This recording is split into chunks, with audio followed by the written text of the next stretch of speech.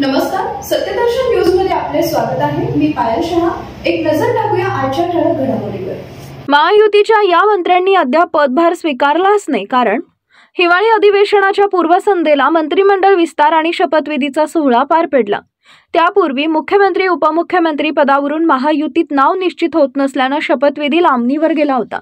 तसेच महायुतीत कोणाला कोणती खाती द्यायची आणि कोणाला मंत्री करायचं यावरूनही एकमत नसल्यामुळे मंत्रिमंडळ विस्तार आणि शपथविधी लांबणीवर गेल्याची चर्चा होती। मात्र आता मंत्रिपद खाते वाटप झाल्यानंतरही महायुतीच्या 9 मंत्र्यांनी अद्याप पदभार स्वीकारला नसल्याची माहिती समोर येते। 6 कॅबिनेट तर 3 राज्यमंत्र्यांनी पदभार अद्यापही स्वीकारलेला नाहीये। मंत्र्यांच्या शपथविधीला आतापर्यंत 17 दिवस पूर्ण झालेत आणि या 17 दिवसानंतर सुद्धा 9 मंत्र्यांनी पदभार स्वीकारलेला नसल्याचं दिसतंय। तर महायुतीच्या 9 मंत्र्यांनी अद्याप का पदभार स्वीकारला नाही याचं कारण अद्याप समोर आलेलं नाहीये। महायुती सरकारच्या ज्या 9 मंत्र्यांनी अद्याप त्यांना मिळालेल्या खात्यांचा पदभार स्वीकारला नाही, त्या मंत्र्यांमध्ये दुग्ध विकास मंत्री अतुल सावे, पाणी पुरवठा मंत्री गुलाबराव पाटील, उद्योग मंत्री उदय सामंत यांनी अद्याप पदभार स्वीकारलेला नाहीये।